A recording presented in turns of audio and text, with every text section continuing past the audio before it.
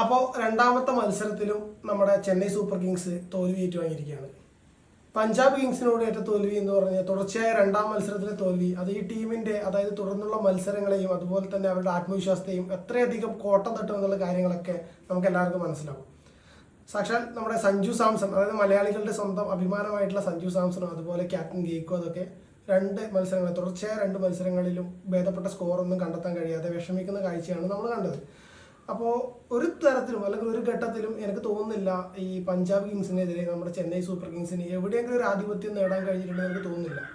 ഏകദേശം ടീം ടോട്ടലൊക്കെ നല്ല രീതിയിൽ 200 എത്തിയിട്ടുണ്ട്. പക്ഷേ പഞ്ചാബിനെതിരെ മത്സരിച്ച് ഇന്നലെ ഇറങ്ങി വിജയിക്കണമെങ്കിൽ ഒരു 200 റൺസ് എന്ന് പറയുന്നത് അത്ര വലിയ സ്കോറായിട്ട് എനിക്ക് തോന്നുന്നില്ല. കാരണം അവരുടെ ഓപ്പണിങ്ങിലേക്ക് ഇറങ്ങിയിട്ടുണ്ടായിരുന്ന നമ്മുടെ പ്രിയാൻ ഷാരിയൊക്കെ ആൾ വന്ന് 10-11 ബോളൊക്കെ ആകുമ്പോൾ 40 റൺസാണ് അടിച്ച് സ്കോർ ചെയ്തിട്ടുണ്ടായിരുന്നത്. ചില അടിക്കാൻ പോവുക ഇതാണ് ചില അവർ വിക്കറ്റ് പോയി കഴിഞ്ഞാലും വരുന്നവരൊക്കെ ആ ഒരു സ്ട്രാറ്റജി തന്നെയാണ് ഫോളോ ചെയ്യുന്നുണ്ടായിരുന്നത്. പിന്നെ അതേപോലെ തന്നെ നമ്മുടെ അവരുടെ ക്യാപ്റ്റനായിട്ടുള്ള ശ്രേയസ് അയ്യർ ആളെന്ന് വെച്ച് കഴിഞ്ഞാൽ എനിക്ക് തോന്നുന്നു ഇന്ത്യൻ ടീമിനും അതേപോലെ തന്നെ അത് ഭാവി ക്യാപ്റ്റനാവേണ്ട ഒരു കളിക്കാരനാണ്. അത്രയധികം പ്രതിഭാശാലിയായിട്ടില്ല, അത്രയധികം ഷോട്ടുകൾ, മികച്ച ഷോട്ടുകളൊക്കെ കയ്യിലുള്ള ഒരു കളിക്കാരനാണ് നമ്മുടെ ശ്രേയസ് അയ്യർ. ആളും ഒരു പാതി മലയാളിയാണ്.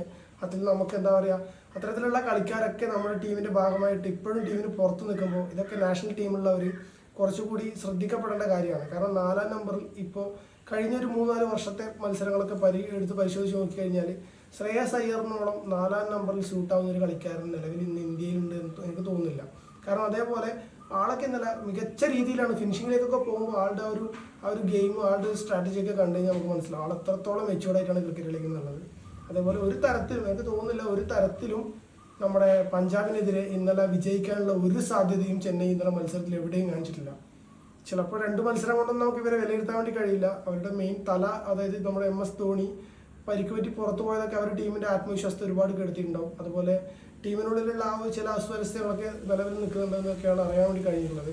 എന്തൊക്കെ വന്നു കഴിഞ്ഞാലും അതായത് അടുത്ത മത്സരങ്ങൾ തുടർച്ചയായിട്ടുള്ള ഈ 2 തോൽവിയുടെ ക്ഷീണം മാറ്റണമെങ്കിൽ അടുത്ത വരും മത്സരങ്ങളിലൊക്കെ നല്ല രീതിയിൽ പെർഫോം ചെയ്താൽ മാത്രമേ നമ്മുടെ ചെന്നൈക്ക് ഇനി ഒരു തിരിച്ചുവരവുള്ളൂ എന്നാണ് എനിക്ക് മനസ്സിലാവുന്നത്. കാരണം ഈ ഒരു സീസണിൽ എല്ലാ ടീമും അതായത് ഭേദപ്പെട്ട നിലയിൽ കളിച്ചു പോകുമ്പോൾ അതുപോലെ അതായത് ഫാൻ ബേസിലും അതുപോലെ ഇതിന് മുന്നേയുള്ള ചരിത്രങ്ങളൊക്കെ എടുത്ത് പരിശോധിച്ച് കഴിഞ്ഞാൽ നല്ല രീതിയിൽ അതായത് ഏറ്റവും മികച്ച ടീമുകളിൽ ഒന്നായിട്ടുള്ള ചെന്നൈ അതുപോലെ കൊൽക്കത്ത പോലുള്ള ടീമുകളൊക്കെ അമ്പെ പരാജയമാകുന്ന കാഴ്ചയൊക്കെയാണ് ഈ ഒരു വേൾഡ് കപ്പിൽ നമ്മൾ കണ്ടുകൊണ്ടിരിക്കുന്നത്. ഈ ഒരു IPL നമ്മൾ കണ്ടുകൊണ്ടിരിക്കുന്നത്.